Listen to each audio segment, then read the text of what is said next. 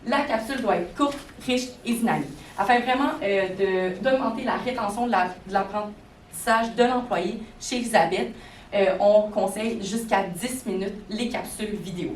Afin d'être sûr qu'elle a aussi intégré toutes les notions de l'entreprise, nous voulons faire de l'apprentissage actif. Comment on va fonctionner pour que ça soit davantage actif? Nous allons intégrer des questionnaires de compréhension à la fin des capsules où est-ce que Elisabeth va y répondre afin de s'assurer que justement elle a bien intégré les notions acquises. Finalement, il va être important de tester. Avant d'intégrer les capsules vidéo dans l'intranet et de mettre en place l'e-académie, ça va être important de tester afin de diminuer le plus possible les irritations ou même les incompréhensions par rapport à celles-ci. Qu'est-ce qu'on vous conseille principalement? C'est d'aller chercher 10 employés qui sont présentement dans l'entreprise afin de les regarder, qu'ils vous partagent justement tout ce qui est des irritants. Donc, en faisant ça, vous pouvez diminuer jusqu'à 80% des frustrations et incompréhensions. Donc, la formation en ligne, c'est très important pour que Elisabeth et tous les éclaireurs comprennent bien l'entreprise. Mais le contact humain est tout aussi important, même plus, étant donné qu'on sort bientôt d'une pandémie. Donc, c'est pour ça qu'on vous propose l'activité brise-glace.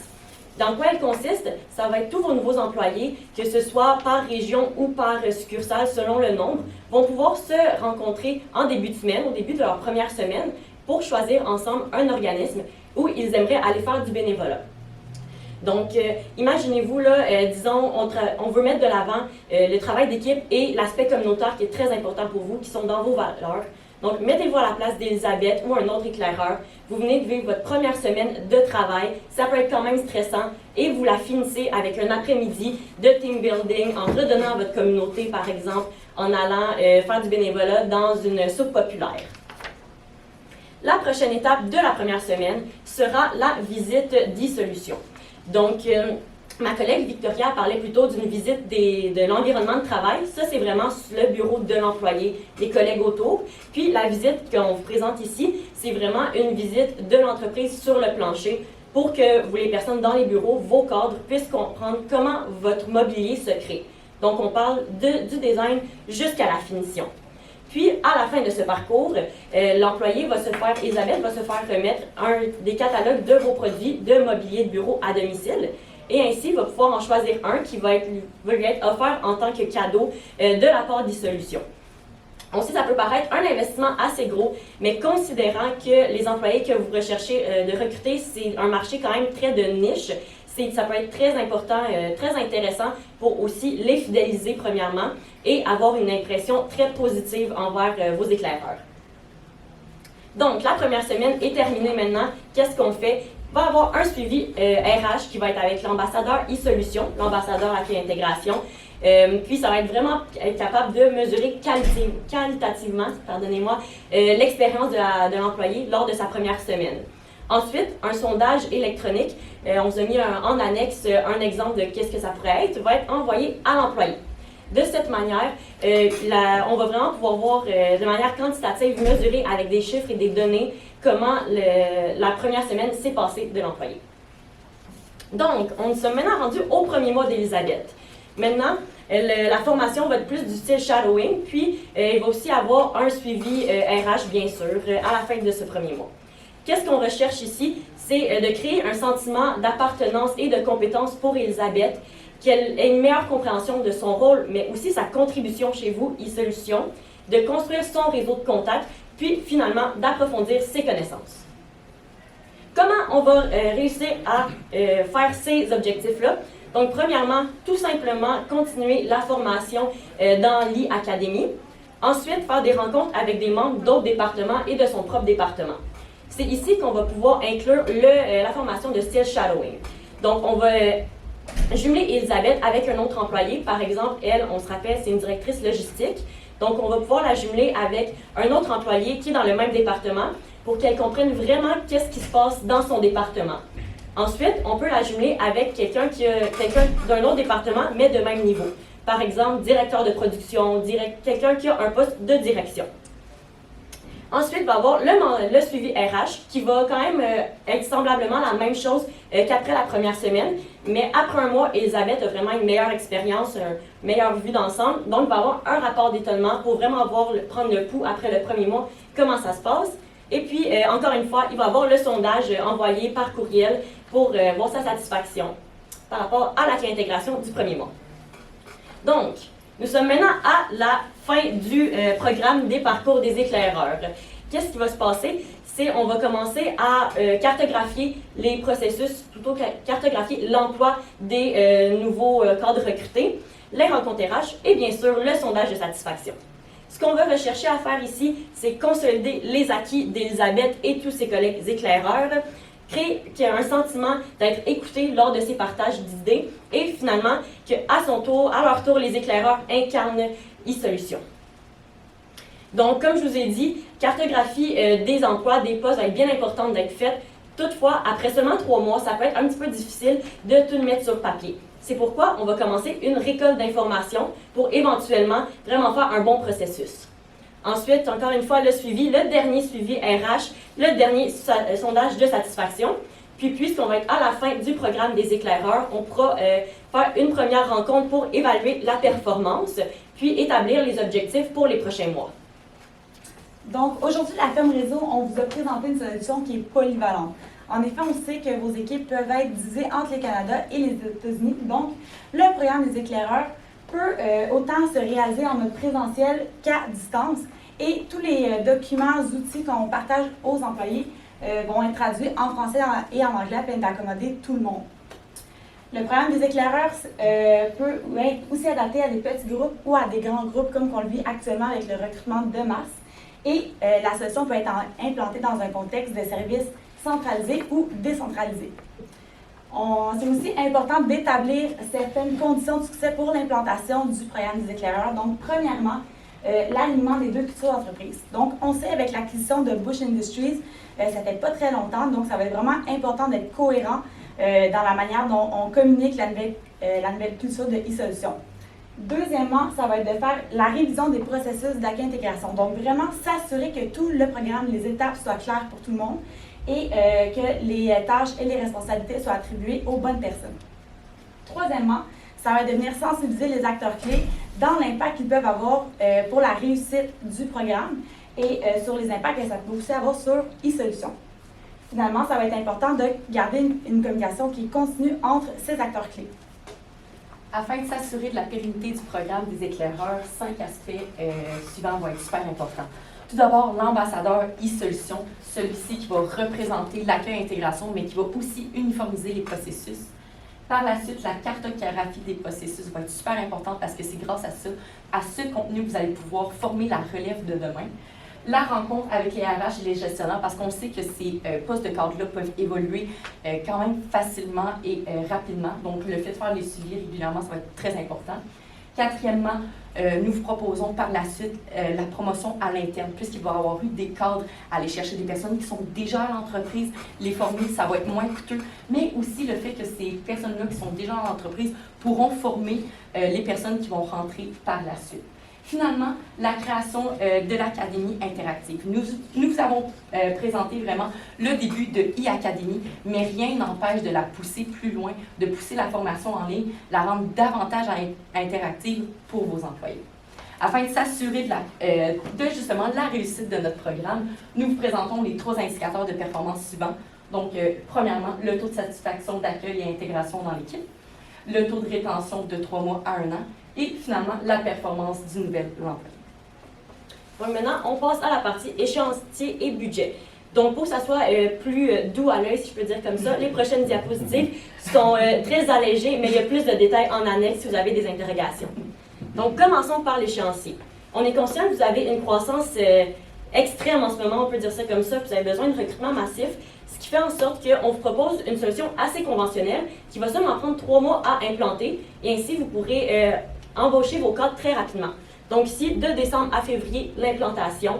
De mars à mai, ça va être quand on va intégrer les éclaireurs. Et puis finalement, un 7e mois pour faire des ajustements, commencer vraiment la cartographie, et etc.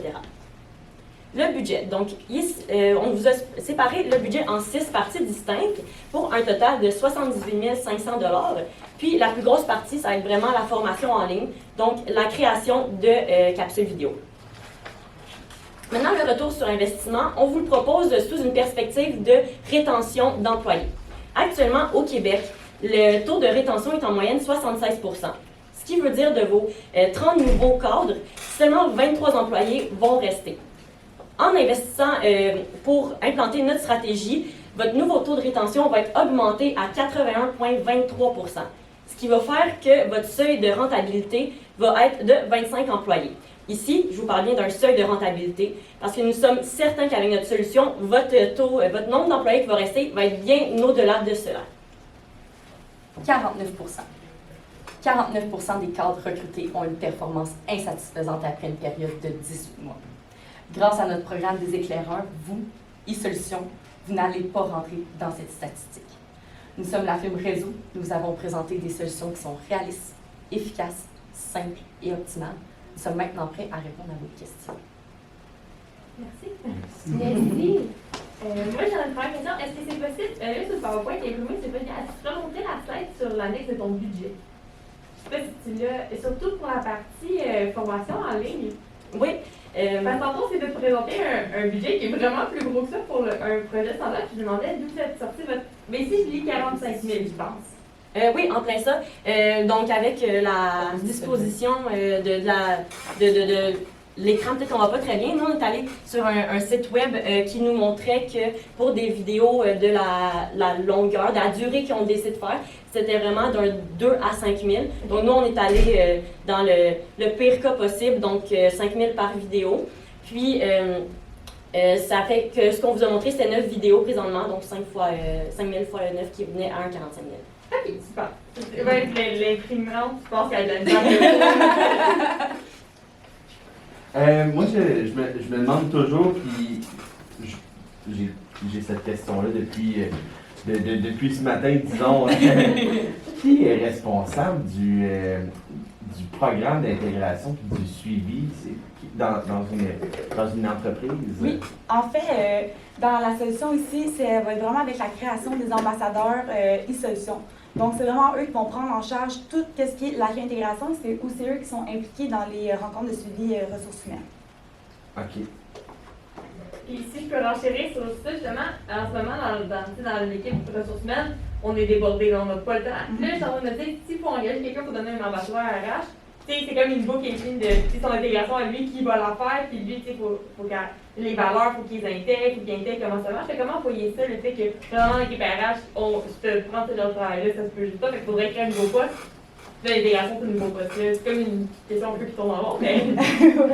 En fait, l'ambassadeur RH, j'imagine qu'au sein de votre équipe RH, il y a déjà quelqu'un qui est responsable de faire ces accueils d'intégration-là. Donc, en fait, ça serait juste de prendre cette responsabilité-là et une seule personne est responsable de ça. Donc, les autres vont être un peu déchargés de ça. Et justement, le fait qu'on n'engage pas de nouvelle personne, la personne est déjà ambassadrice de e-Solutions. Donc, elle est déjà formée, elle connaît déjà vos processus, elle incarne aussi la culture et vos valeurs. Donc, la transition va se faire plus facilement. OK, merci. Moi, j'avais une question par rapport à quand vous parliez là, la première semaine, là, vous n'êtes pas obligé d'y aller, là, c'est clairement là, c'est dans la durée ici. Vous parlez visite des installations, par la suite design ton bureau, parce que votre personnel est une femme cadre, évidemment. Est-ce que votre but, c'est d'offrir un bureau à tous les nouveaux employés professionnels et cadres, les nouveaux employés cadres seulement? Est-ce que vous aviez comme une stratégie par rapport à ça? Parce qu'il y a beaucoup de nouveaux employés qui s'en viennent, comme un peu partout dans toutes les sphères de l'entreprise, finalement. Parfait. Donc, pour notre stratégie, c'est sûr que oui, on avait formé que les 30 personnes allaient avoir un nouveau bureau justement pour augmenter l'expérience employée, la fidélisation et l'expérience au niveau de la première semaine. Mais c'est sûr qu'il va être à discuter, à voir est-ce qu'on garde cette stratégie-là. C'est sûr qu'après notre programme, on pourra mesurer avec les sondages de satisfaction, à savoir est-ce que c'est grâce à ça, est-ce que ça a augmenté l'expérience employée ou non. Parfait, merci. Non. Non, mais réfléchis. J'ai réfléchi. En passant, dans votre budget, gênez-vous pas, vous méritez plus que 31,50 de l'heure. Un consultant RH, gênez-vous pas. Vous pouvez en rajouter un. Vous pouvez rajouter un 100$ là-dessus de l'heure. Ouais. Juste préciser, là, nous, c'était plus quelqu'un qui était déjà en entreprise, là, donc un conseiller RH. C'est de là qu'on allait prendre notre statistique, là, et non consultant. Parce que consultation 31,50. Moi, c'est bon pour moi. Ouais, c'est bon pour moi. Ça fait le tour? Donc, merci à l'équipe. Merci. Vous allez pouvoir remettre votre masque. Ben, merci à vous. Merci beaucoup. Merci beaucoup. On vous souhaite une belle fin de journée. Et- Bonne fin de semaine. Merci. Merci beaucoup.